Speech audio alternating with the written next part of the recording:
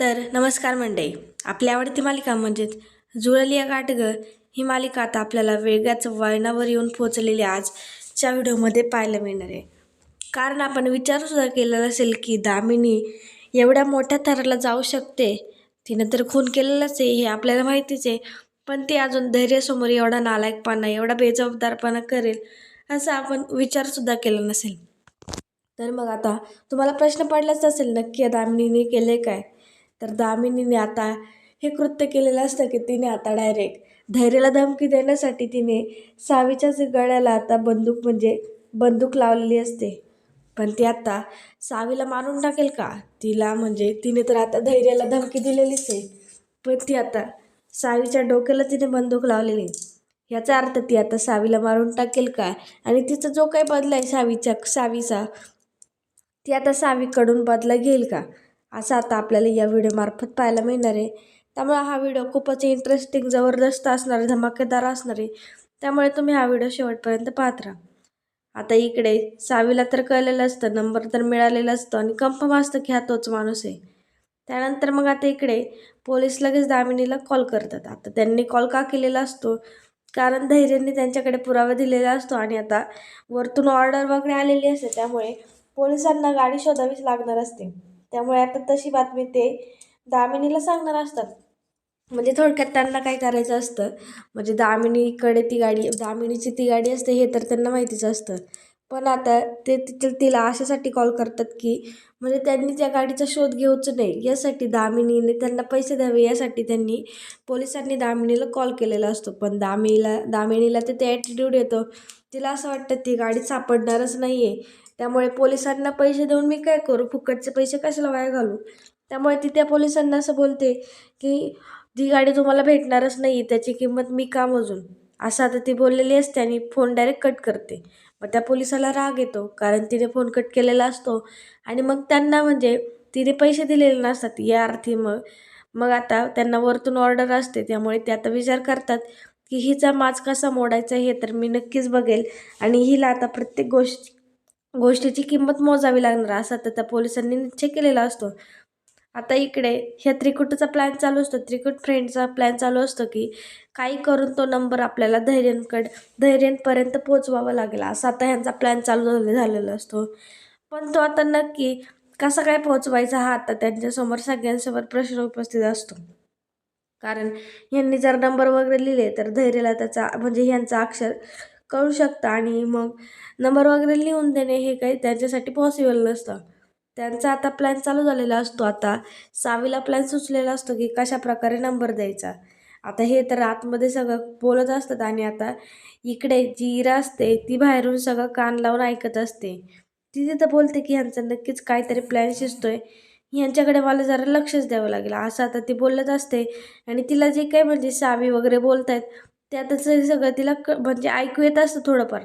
त्यामुळे ती आता डिप्रेशनमध्ये गेलेली असते की ह्यांचं नक्की काय चाललं आहे आणि घरात कोणीच नसतं, म्हणजे दामिनीसुद्धा नसते. त्यामुळे आता जी काही जबाबदारी असते ती इराची असते, असं थोडक्यात आता आपल्याला पाहायला मिळतं. त्यानंतर मग आता ही इरा तर डायरेक्ट म्हणजे दरवाजा न नॉक करता ती आता आतमध्ये आलेली असते. त्यामुळे आता ह्या तिघांना घाम फुटतो. आता ह्यांचं जे काय बोलणं आहे ते तर तिने ऐकलं नसेल ना, आणि मग जर ऐकलं तर मात्र आता त्यांचा प्लॅन फ्लॉप झाला. म्हणजे सावीचं जे काही सत्य आहे ते आता सगळ्यांसमोर येईल असं आता त्यांना वाटत असतं. आता ते जर आलं तर एक प्रकारे चांगलंच झालं असतं, म्हणजे सावीला हे नाटक करता आलं नसतं आणि स्वतः पुरावे गोळा करता आलेले असतात, पण तिला ते तसं हवं नको होतं.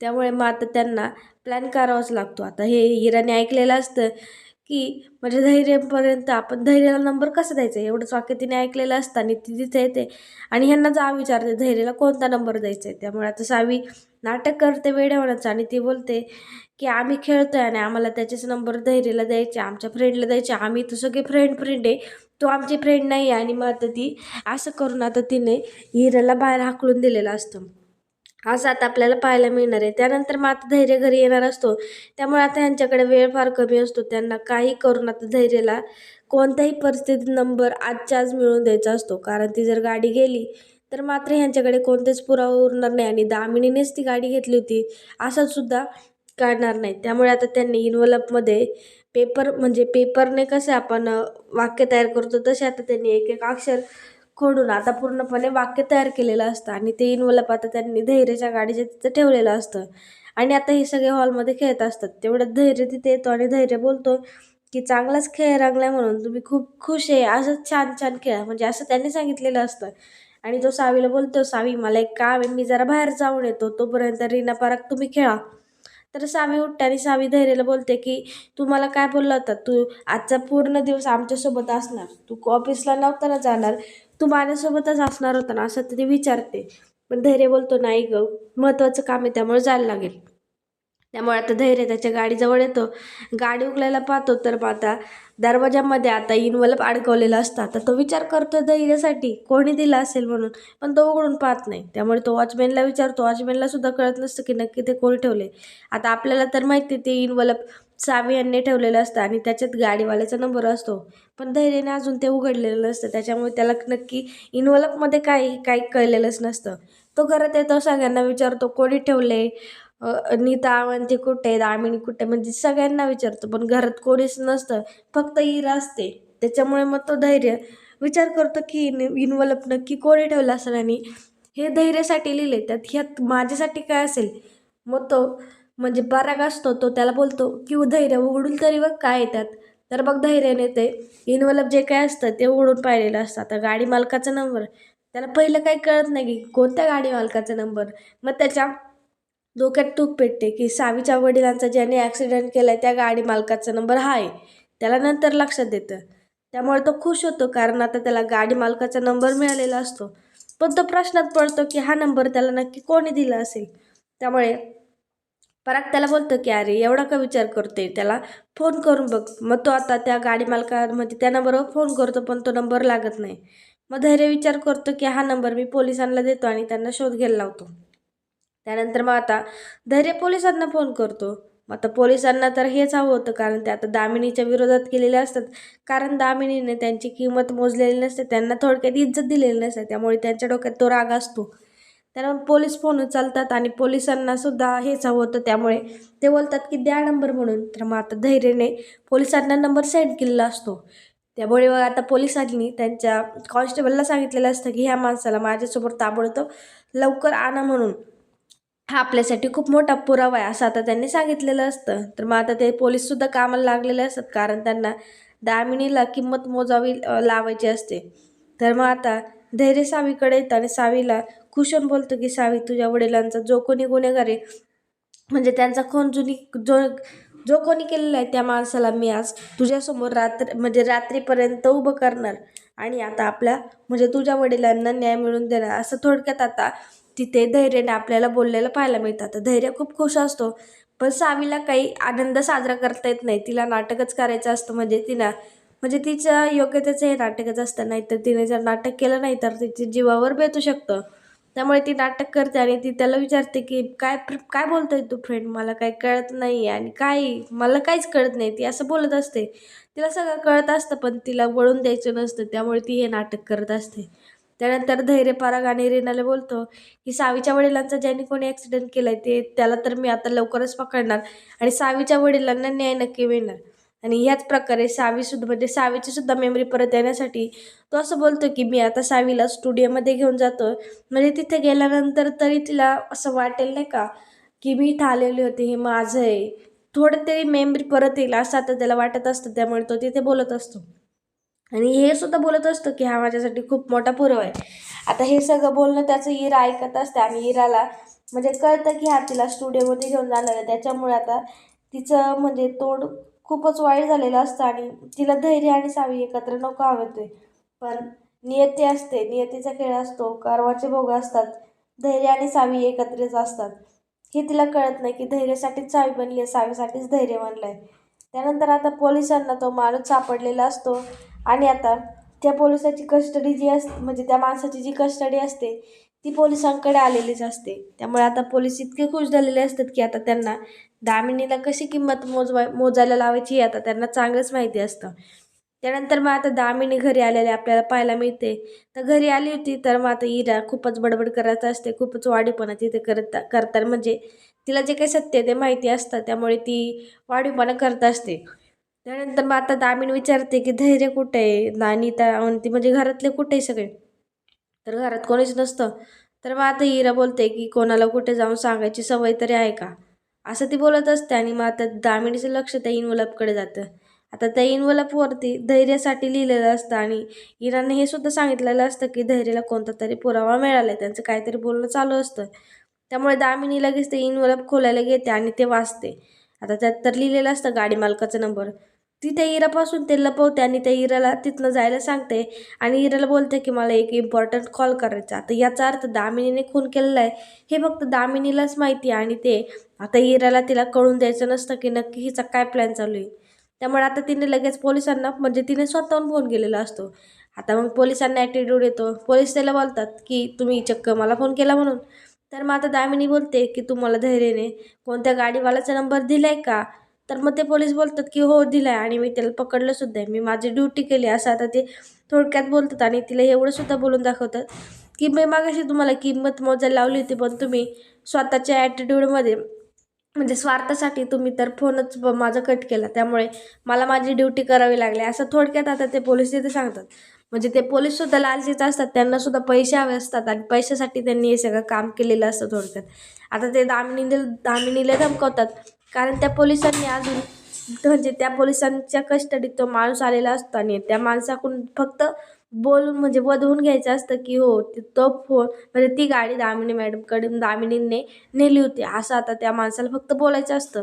त्यामुळे आता दामिनीच्या पायाखालची जमीन सरकते, तिच्या हातातला फोनसुद्धा खाली पडतो कारण आता तिचं जे काही सत्य आहे ते उघडकीस येणार होतं. त्यामुळे आता ती तिचा दुसरा प्लॅन गाजवत असते. त्यानंतर मग आता धैर्य तर सावीला स्टुडिओमध्ये घेऊन आलेला असतो. तो तिला सांगतो म्हणजे तो तिला तिथल्या प्रत्येक गोष्टीवरतून सांगत असतो की तू इथे पॉडकास्ट घ्यायची, तुझं इथे हे होतं, तुझं तिथं ते होतं, असं तो तिला म्हणजे समजावत असतो. तिला तिला असं काय आठवतंय का याचा प्रयत्न करत होता, पण सावीला सगळं आठवत होतं, पण सावीला काही ते त्याला वळून द्यायचं नसतं. त्यानंतर मग धैर्य तिला बोलतो की त्या फळावर काहीतरी लिहून दाखव म्हणून. तर सावी त्या फळावर लिहिते की धैर्य माझा खूप जवळचा फ्रेंड आहे म्हणून. आणि एवढंच वाचून आता म्हणजे धैर्याला पण कळतं की सावीला अजून काही आठवलेलं नाही आहे, तिची मेमरी काय परत आली नाही असं धैर्याला वाटत असतं. त्यानंतर मग आता आपल्याला पुढील भागात म्हणजे धैर्याचा हा सुद्धा प्लॅन फ्लॉप होतो. त्याचासुद्धा प्रयत्न काही धैर्याला होत नाही. पण आता आपल्याला पुढील भागात असं पाहायला मिळणार आहे की जे काही सावीचे वडील असतात त्या वडिलांचे मित्र आता म्हणजे सावीने कसं आता आषाढी कार्तिकी वारी चालू आहे, त्यामुळे आता सावीने पांडुरंगाकडे मागणी केलेली असते की माझ्या वडिलांना न्याय मिळू द्या आणि ते अपेक्षित पुरावे मला मिळू द्या, असं तर तिने थोडक्यात पांडुरंगाकडे मागणी केलेली असते. आणि पांडुरंग आता तिला पावलेला सुद्धा असतो आणि आता तिचे जे काही वडिलांचे मित्र असतात ते तिथे आलेले असतात आणि आता त्यांनी मोठा बोर्ड लिहिलेला असतो की तुला अपेक्षित पुरावे माझ्याकडे आहे. आता ते सावीसुद्धा पाहते आणि दामिनीसुद्धा पाहते. आता दामिनी वाचते आणि दामिनीला आता मोठाच धक्का बसलेला असतो कारण आता जे काही पुरावे ते तर आता सगळे मिळालेलेच असतात आणि आता थोडासा का होईना म्हणजे थोडा पुरावासुद्धा आता मिळालेला असतो. त्यामुळे आता कन्फर्म असतं की दामिनीला मोठ्यातली मोठी शिक्षा होणार.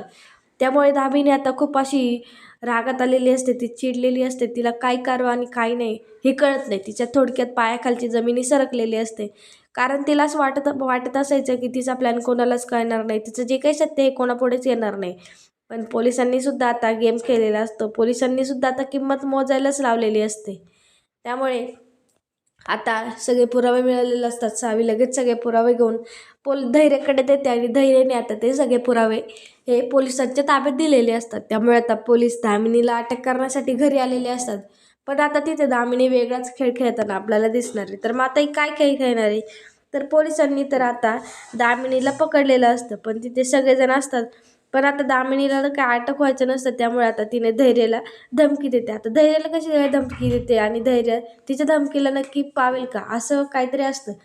त्यामुळे आता ह्या दामिनीने डायरेक्ट पोलिसांची जी काही बंदूक असते ती नाटक करते, पोलिसांची बंदूक घेते आणि ती पोलिसांची बंदूक आता तिने सावीच्या डोक्याला लावलेली असते आणि ती धैर्याला धमकी देते की धैर्य मला सोड, ह्या प्रकरणात माझा काही हात नाही आहे आणि जर तुम्हाला म्हणजे पोलिसांच्या ताब्यात दिलं तर मात्र तुझी सावी तुला कधीच मिळणार नाही, तुझी सावी आता मरणार, मी तिला गोळी घालणार, असं आता थोडक्यात तिने त्याला म्हणजे धैर्याला अशी धमकी दिलेली असते. पण सावीसुद्धा म्हणजे सावीची मेमरीसुद्धा परत आलेली असते. हे आता सावीला म्हणजे आता ते सगळं म्हणजे तिने काही जे काही नाटक केलेलं असतं त्या नाटकाचा उद्देशच हे असतो की तिच्या वडिलांना न्याय मिळवून द्यायचा. त्यामुळे आता तिचं नाटक आहे ते सुद्धा आता तिथे उघडकीस येतं. कारण आता सावीने म्हणजे सावीची बंदूक, डोक्यावरची बंदूक आता धैर्य कसा काढतोय आणि आता दामिनीला कशा परिस्थितीत तो पोलिसांच्या ताब्यात देतो हे आता आपल्याला उद्याच्या व्हिडिओमध्ये पाहायला मिळणार आहे. त्यामुळे आता दामिनीचं एवढा मोठा खेळ खेळला तिने तर आता सावीच्या डोक्याला बंदूकच लावली. पण आता त्यानंतर काय होतंय आणि धैर्य आता सावीला कसं काय वाचवतंय आणि दामिनीला कशी शिक्षा देतोय हे आता आपल्याला उद्याच्या भागात पाहायला मिळणार आहे. त्यामुळे उद्याचा भाग पाहायला विसरू नका आणि जर व्हिडिओ आवडला असेल तर लाईक, कमेंट, शेअर करायला विसरू नका. आणि तुम्हाला काय वाटते की आता सावी नक्की वाचेल का किंवा आता दामिनीला नक्की कोणती शिक्षा होईल आणि तिचं जे काही सत्य आहे ते आता धैर्यसमोर येईल का ती आता खोटं नाटकच बोलेल? तुम्हाला काय वाटतंय हे नक्की कमेंटमध्ये सांगा. आणि आजचा व्हिडिओ जर आवडला असेल तर लाईक, कमेंट, शेअर करायला विसरू नका आणि आपल्या चॅनलला नक्कीच सबस्क्राईब करा. धन्यवाद.